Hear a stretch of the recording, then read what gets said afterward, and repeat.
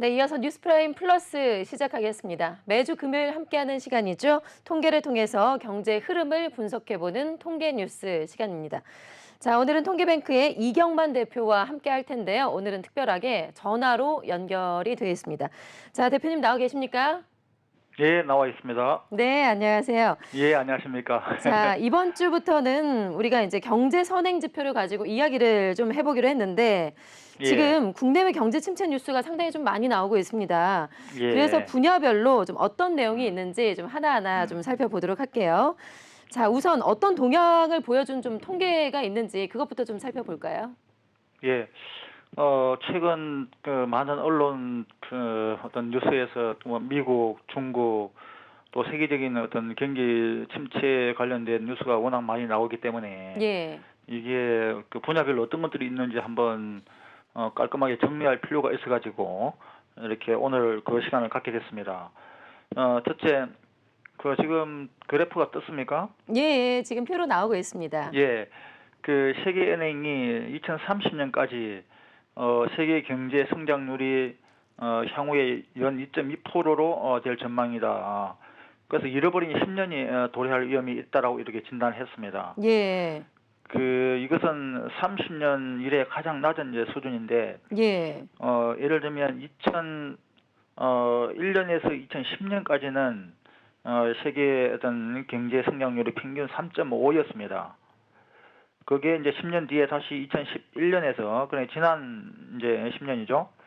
2011년에서 2021년까지는 2.6%였습니다. 예. 그런데 이제 향후 10년에는 2.2%로 이렇게 낮아진다라고 진단을 하면서 잃어버린 10년이 다시 도래하는 게 아니냐라고 하는 그런 걱정을 많이 하고 있습니다. 예, 상당히 낮네요. 그래프를 통해서도 보면 예, 30년 만에 정말 그야말로 최저치를 기록을 했습니다. 예, 2.2%로 네, 세계은행에서 전망을 한 거죠. 예, 자, 좀 이번에는 범위를 좁혀서요. 예, 개도국의 경제 성장률 전망치를 한번 살펴볼까요? 예. 뭐 우리야 뭐 전 세계 다그 풀려고 뭐 미국이 중국도 하는 것도 중요하지만 실제 이제 개도국들이 얼마만큼 성장할 건지가 우리에게는 더욱더 좀 의미가 있습니다. 예, 그래서 지난 2000년부터 2010년까지는 개도국은 6% 성장했습니다. 근데 지난 10년 2011년부터서 21년까지는 5%, 매년 1%씩 이제 줄어들고 있죠.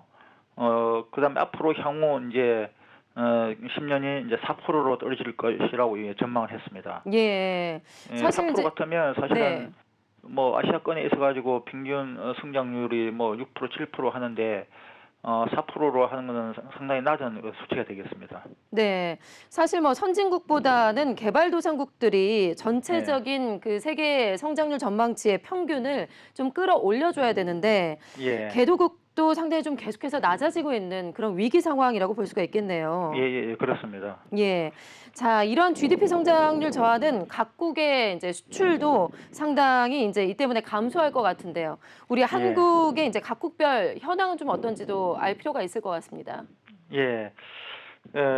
일단 뭐 당장 우리 뭐 작년도에 우리나라 어떤 수출 증가율이 굉장히 뭐 무역 적자 뭐 심화 이런 것들이 많이 나오는데 이게 우리나라 같은 경우에는 작년 10월에서 12월 그냥 4분기 기준으로 볼 때 수출 증가율이 어 그냥 어떤 주요 국가에서는 가장 어떤 최저치로 떨어졌습니다. 예. 우리나라가 마이너스 9.9% 수출이 좀 줄었고 중국도 6.9% 줄었습니다. 그리고 일본도 4.6% 줄었고 독일, 그다음에 미국만 8.2% 약간 늘어나고 이탈리아도 좀 늘어난 그런 숫자를 보여주고 있습니다. 네. 2022년 4분기 기준인데 네, 예, 한국만 마이너스 쪽으로 그래프가 상당히 깁니다. 그렇지, 네. 예, 네, 한국의 수출의 감소율이 상당히 제일 많이 컸고요. 예. 그렇지, 예, 예, 마이너스 9.9%로 나오고 있는데 예, 이렇게 수출 감소가 발생을 하게 되면 글로벌 물동량도 감소를 하고요. 해운 예, 운임도 폭락을 할 텐데 이와 관련된 통계도 좀 있을까요? 그렇죠. 그러니까 이제 국내의 전반적인 어떤 이제 경제 침체가 일어나게 되면 그 개별 어떤 경제 주체들의 실적치에 그대로 좀 반영이 되고 있습니다. 네. 예를 들면 대한항공 화물 운송량이 작년 4분기에 그러니까 21년 4분기하고 작년 4분기를 비교해 보면 거의 뭐 한 그 4분의 1 정도 줄었습니다. 20만 톤에서 15만 톤으로 이렇게 막 물동량이 4분의 1씩이나 줄은 걸 볼 때 예. 역시 어떤 경기 침체의 어떤 물동량 수치로 이렇게 드러나고 있습니다. 예. 뿐만 아니라 그 역시 뭐 물동량이 이제 줄어들면 이제 해운 운임 폭락도 굉장히 중요한 수치가 이제 드러나는데 해운 운임 상하이 컨테이너 그 운임 지수가 그래프에 보듯이 22년 1월 7일 날은 무려 그 5,109 지수라고 그러는데 5,100이었지만 23년 2월 10일 그러니까 금년 2월 11일경 1년 지나고 보면 995로 떨어졌습니다. 예. 거의 5분의 1로 이렇게 폭락을 했다는 것을 보여주고 있습니다. 예. 3월 달에는 더 또 이렇게 폭락을 지금 하고 있는 그런 상황이었습니다. 예. 수출이 감소되면서 앞서 보신 그 항공도 그렇고요. 지금 예. 보고 있는 그 해운 쪽도 그렇고요. 모두 예. 다 물동량이 감소를 해서 해운 운임이 다 폭락을 했습니다. 그렇죠. 이게 또 이제 네. 예.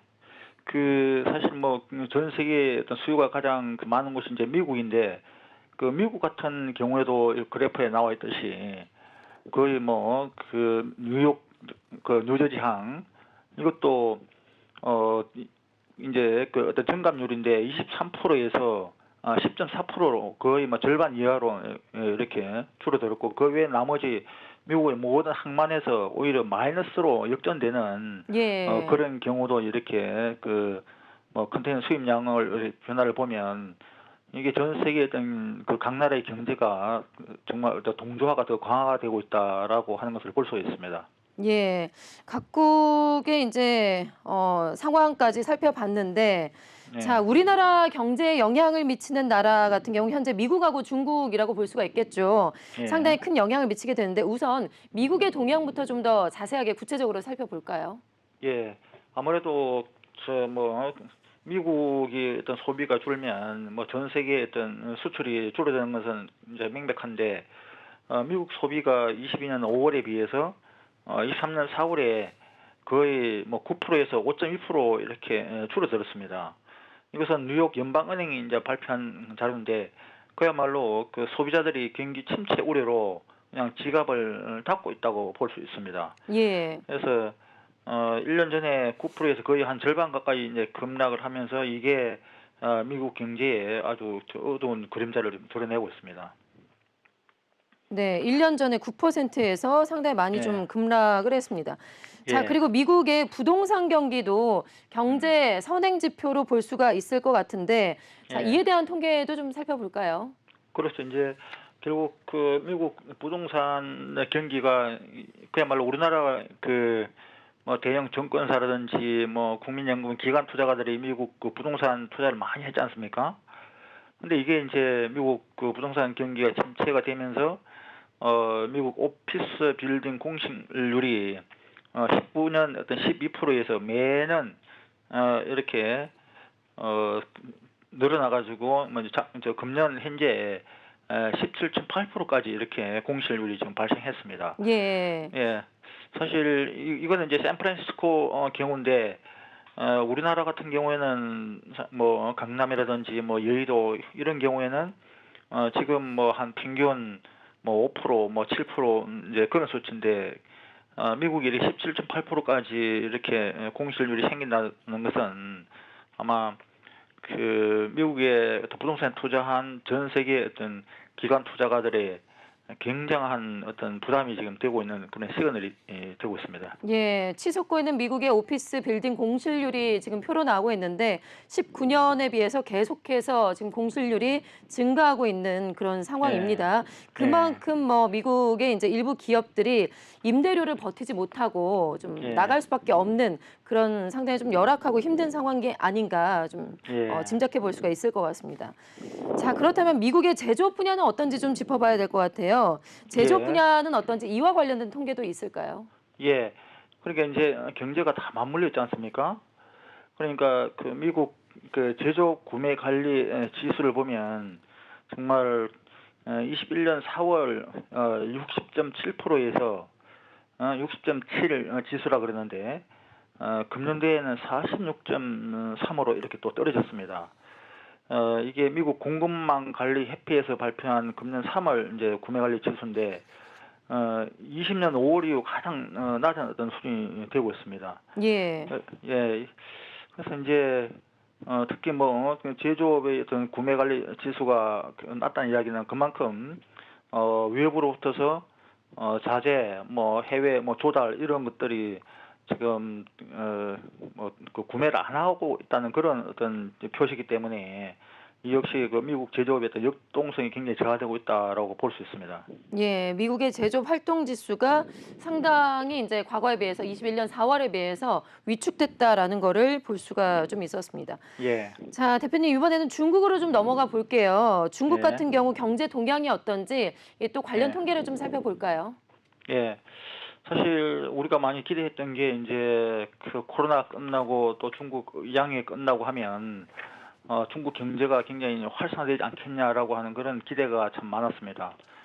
뭐 특히 중국 관련된 우리나라 기업들 뭐 LG 생활건강이니 뭐 아모레퍼시픽이니 또 뭐 삼성전자 뭐 하이닉스 중국의 어떤 많은 물량을 판매하고 있는 기업들로 큰 기대를 했는데 예.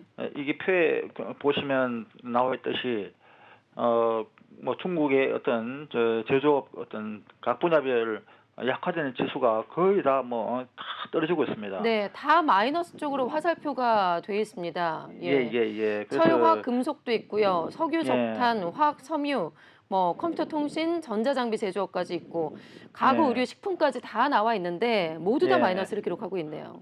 그럼 이게 이제 코로나 초창기 수준보다 더 어떤 낮은 수준으로 떨어지고 있어서 예. 이게 굉장한 어떤 세계 경제에 큰 부담을 지금 주고 있는 그런 통계가 되겠습니다. 예. 연간 매출액이 약 39억 원 이상 제조업 기업을 대상으로 수익성을 조사한 결과인데 자, 예, 리오프닝에도 중국의 제조업이 이렇게까지 악화되면서 마이너스 22.9%를 기록을 하고 있습니다. 리오프닝 예, 효과가 뭐 전혀 나오지 않는다라는 거를 볼 수가 있을 것 같습니다. 그렇죠. 예, 자, 예, 그리고요. 예, 중국도 지금 현재 재고가 상당히 많다고 하는데요. 예, 이것과 관련해서도 통계가 있을까요? 예.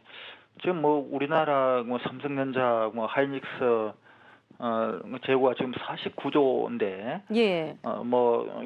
이거는 그만큼 뭐 아까 이야기했듯이 중국의 어떤 제조업이 이제 침체가 되기 때문에 반도체 수요가 그만큼 줄었다는 것을 의미를 하고 또 이것은 그 중국이 자기들도 뭐 디젤 관련된 어떤 그 제조 업종이 있어 가지고 이렇게 재고가 연도별로 이렇게 뭐 급증을 하고 있습니다.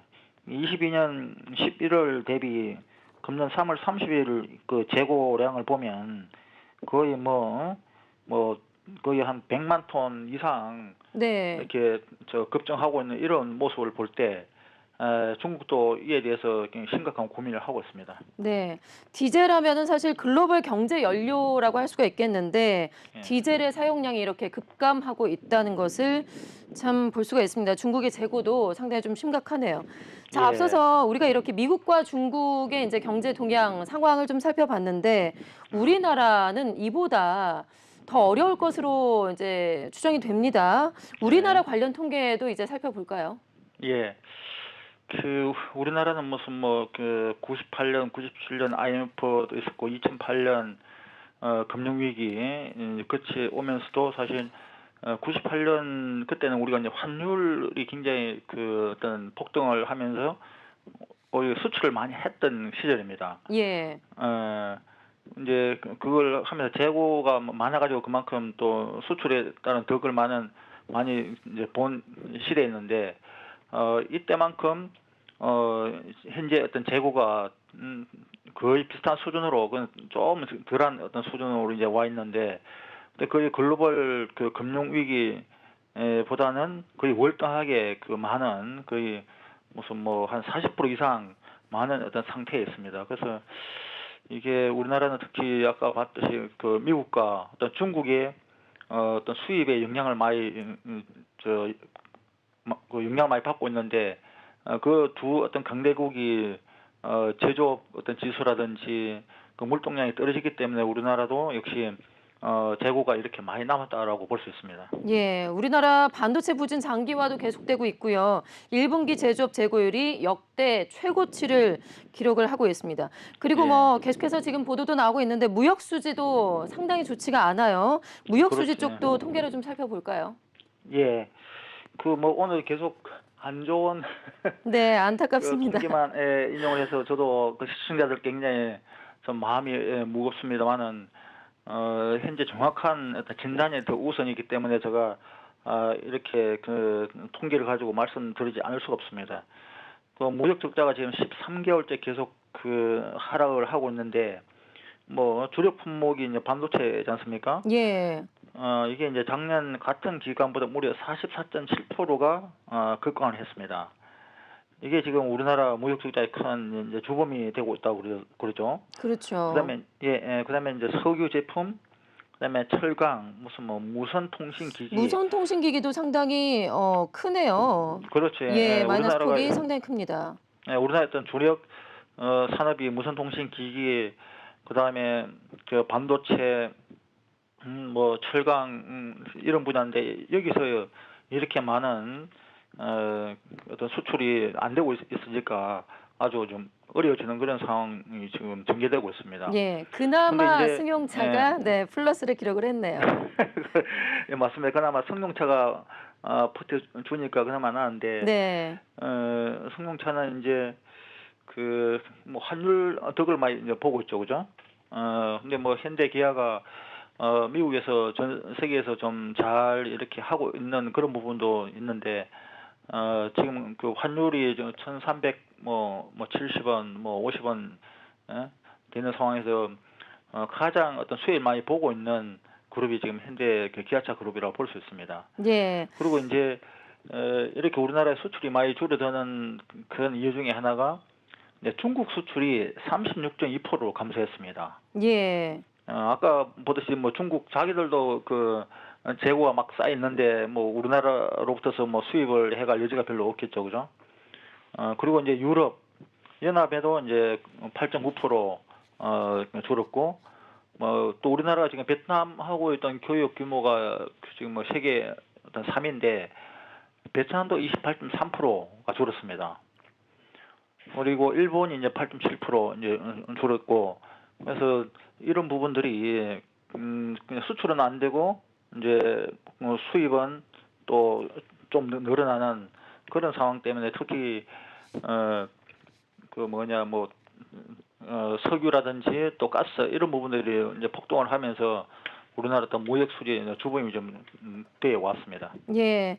말씀하신 대로 이제 상당히 심각한 상황인데 이렇게 쭉 저희가 이제 경제 동향들을 살펴봤습니다. 우리가 네. 이렇게 살펴본 통계가 우리 시청자들에게 또 어떤 인사이트를 줄 수가 있을까요? 마지막으로 최종 정리를 해 주신다면요. 예, 제가 좀 전에 그 말씀을 드렸듯이 지금은 전 세계가 이제 그 어떤 재세계화가 뭐냐면 코로나라든지 또 뭐 그 미국의 중국 견제, 그다음에 어떤 글로벌 공급망 위기 이런 것 때문에 오히려 탈세계화가 되고 어떤 국지주의가 더 강화되는 게 아니냐라고 하는 우려가 있었습니다. 예. 근데 그것보다는 오히려 재세계화, 즉 뭐 중국 중심의 뭐 공급망보다는 이제 전 세계 각 나라에 공급망을 두는 게 더 어떤 효율적이다, 안정적이다라고 하는 점에서 이제 재세계화라고 하는 그 새로운 단어가 나와가지고 이제 그 세계 질서를 정확하게 이제 표현을 해주고 있는데 어차피 우리나라는 이제 그 수출을 해야 이제 또 돌아가는 국가이기 때문에 예. 이러한 국내 현실을 정말 냉정하게 판단을 하는 게 저는 가장 우선입니다. 그래서 알겠습니다. 예, 네. 예, 대표님 시간 관계상 여기까지 듣도록 하겠습니다. 그래요. 네. 고맙습니다. 네, 감사합니다. 지금까지 통계뱅크의 이경만 대표와 함께 이야기를 나눠봤습니다.